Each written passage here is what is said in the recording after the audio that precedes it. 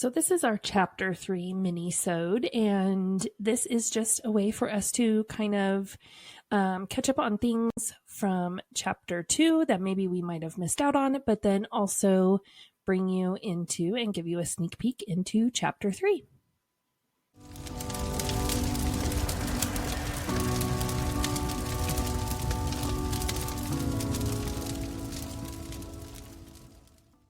All right, we are going to wrap up chapter 2, but I'm going to ask you ladies a question, and I'll answer this question also. But Amanda, let's start with you. Is there anything in chapter 2 that you feel we either missed or we need to just expound upon as we move forward before we get into chapter 3? Yeah, each of us timelined our own life, and then we kind of have put those all together, and we've used the pieces from each other to timeline our time at Come As You Are. And so as I was looking at that, there were a couple things that came up for me that I feel like moving into chapter 3 are going to clarify and make things make a little bit more sense that didn't fit in one of our episodes.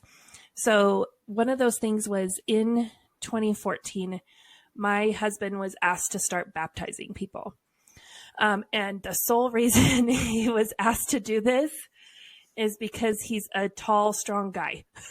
That was the only qualification that he needed. The guy who was doing baptisms at the time had struggled with some substance abuse issues, and he fell off the wagon for a little bit. And so, I mean, we can't have someone like that baptizing people. What kind of a look is that? That's so funny to say that, because I was just going to say there aren't any qualifications for baptizing. So I'm glad that those were the ones. That's hilarious. Yeah, we cared more about the appearance of, like, what does the person look like in their life. No help was really offered to this guy when he started struggling. It was just like, well, get your life together and then let us know when you're better. If you looked the part too, then you were considered ultra spiritual, spiritually mature. Yeah. So, and literally my husband was told, like, yeah, you can start baptizing people. We need someone like big and strong. And these are Tom's exact words. If you're baptizing a bigger lady, we need someone who can lift her up out of the water. So here you go. You're tall, right? Not the bigger man. That's gonna be very heavy, because we're always concerned about how the women look. Yep, we need a tall, strong man to baptize those fat ladies. So, my husband started doing that, right? Because we don't want to be around. Yeah. My husband started doing that. And then also at the end of 2014, I started getting paid by the church to babysit the lady who was leading children's ministry, to babysit her children. What? Like, okay, hold on a second. Go back. Go back. Yeah. So what? This is something that I will go more into in chapter 3. It is something I'm going to go into in detail, but this did start in 2014. Was she needed childcare in order to take on more responsibility within the office and at the church, and childcare was just something that to take them to like a daycare center and stuff like that was expensive. And so that was an agreement. I don't know how that came about. I don't know how that happened, but an agreement was reached between her and Pastor Tom, and her kids and my kids got along anyway. We would watch each other's kids, like, hey, I have a doctor's appointment, or, whatever. Can you watch my kids? And so she approached me and asked if I would be willing to watch her kids while she was working in the office. And I was like, yeah, no problem. And I got paid. And the church would write me a check. Like, I would get a phone call from the office lady, and she would say, you can come pick up your check for the month. Well, and it's because your church family is the one that needs to provide the service. And what's funny is you were doing all of this work in the office, but all of a sudden that needs to switch. And now she's going to be doing the work in the office. And the pay is a huge blessing, and you are thrilled at the time to get the money too. Yes. Because so really, the honestly, pennies, yeah, we're happy for pennies. Yeah, I wasn't being paid to watch her kids. It was more like, well, the church will provide her children snacks and lunch. Right. Is kind of like what it was covering. Well, let me just ask you a question really quick. Like, did you feel at the time, not now, because like we can all sit here and be like, what? Hindsight, Yeah. hindsight 2020. But at the time, like, did you feel like this was in the normal, like, did that seem weird to you at the time? No. Okay. So, no. like, I mean, it was, go ahead. Like Brandi said, it was a blessing. Like, I mean, having extra kids in the house, it, Yeah. No. And I think it about brings on extra expenses. And so it was a blessing to us to be able just to have a little bit to help cover the cost of like grocery shopping. Right. Well, and you have to remember, Amanda doesn't have a title at this time. So she can't be the one in the office, even though she's the one really doing all of the work. Because I will be in the same position later on where I'm in the office too, but I'm not really doing anything in the office besides hanging out. And Amanda's doing all the admin. Yeah. And the same thing with, I don't know anyone in ministry that did their own admin. Right. I was just thinking about the fact that like when you get into like high control organizations and things like that, the level of the organization creating an environment where you become completely dependent on it. So for this lady, like, I'm sure it probably didn't seem weird to her that the church or her family would provide this for her. I mean, I think in most healthy relationships with people or with organizations, there's like a level of, oh my goodness, I need childcare. Well, here, let me give you some recommendations, and then there are programs available. And yes, should the church, maybe the church could have offered to help, but that's not the vibe I get from this. This was you need childcare. We can provide it for you. We'll make it happen on her end. And then on Amanda's end, it's a creating of, she felt blessed. Like, we've talked about her photography stuff. We've talked about all of that, where you are so ingrained into this family that essentially, Amanda, you were going to babysit her kids for free regardless. That's what was going to happen. And then they threw chump change at you, which is kind of like almost a service fee for like, hey, this lady's kids came over. There's some wear and tear on the couch. Here's a couple bucks to take care of that for you. Right. Like, crazy. Yeah. And I mean, like, it's not like her kids were a pain in the ass to watch. Like, I mean, they're nice kids. I love their kids. Like, I mean, my kids loved the kids. And so, I mean, like it was like easy. You done it Part anyway. Of it made it easier for you. Yeah, it made it easier for me. Yeah, because my kids had friends. They went and played. They didn't fight with each other because they all had a buddy that they kind of like went with. Yeah. And from the outside looking in, I'll tell you, like, I didn't realize, a little shocked by this, because in my version of the story, like, that's all that was going on, was like, you guys had clicked, you'd become friends. So you were like, oh, just like with you and Brandi, where you're just like, yeah, your kids can come over and it just works well. I didn't realize that there was an exchange of finances.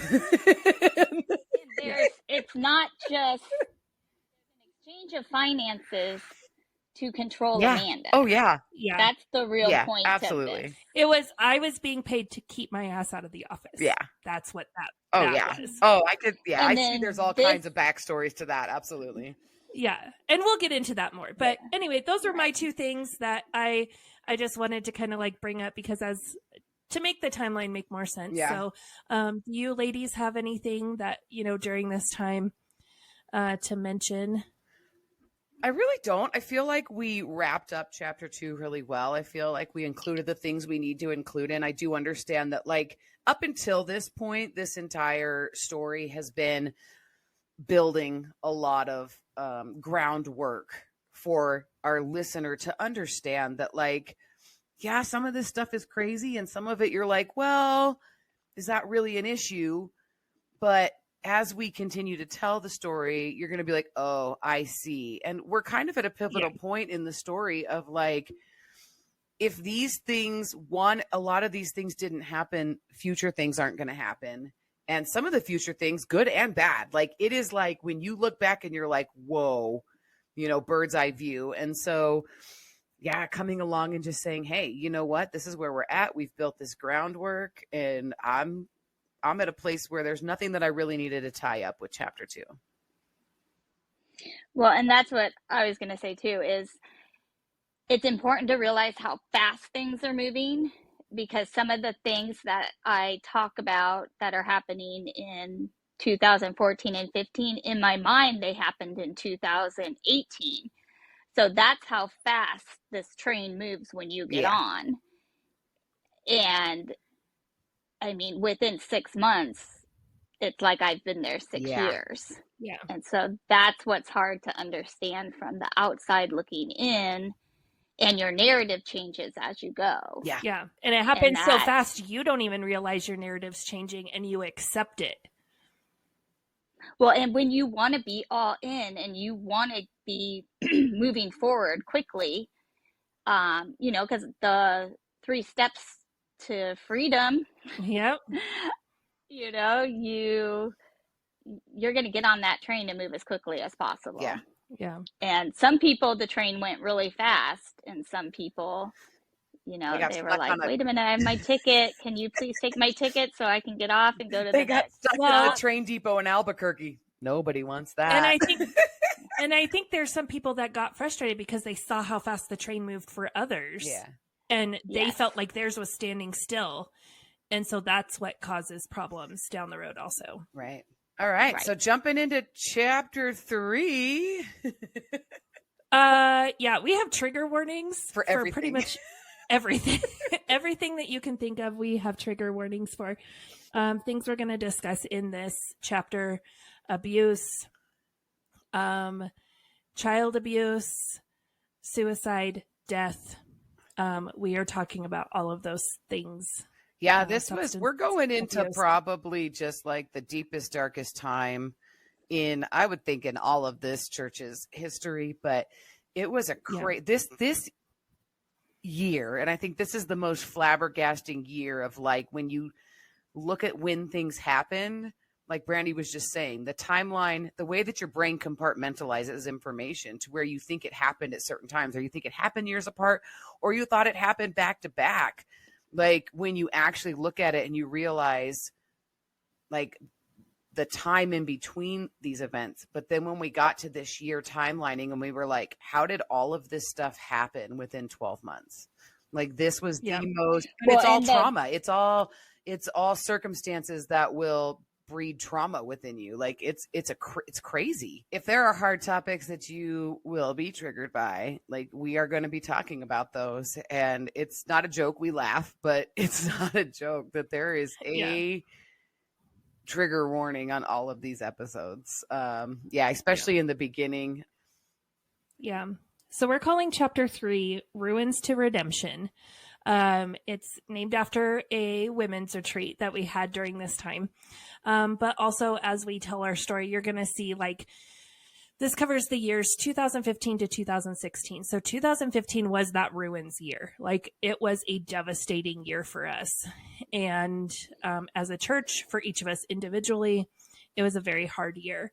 And then we go into 2016, and when we are done with chapter 3, we actually feel like our dreams have come true. And we're moving in a positive direction in the church, in our lives. Like we're figuring ourselves out. And so that's why we chose to call chapter 3 Ruins to Redemption. New characters. It feels weird to call them characters because like they're real people, like, but we've changed their names. So like new people we are introducing into the story. Really the only new person that will take a prominent role in the story is Pastor Younggun. We mentioned him back in chapter 1 he came and did an internship at the church. While I was in youth group, he came and interned as a youth leader. And so he is going to start making he becomes a main character in this chapter. Moving on up.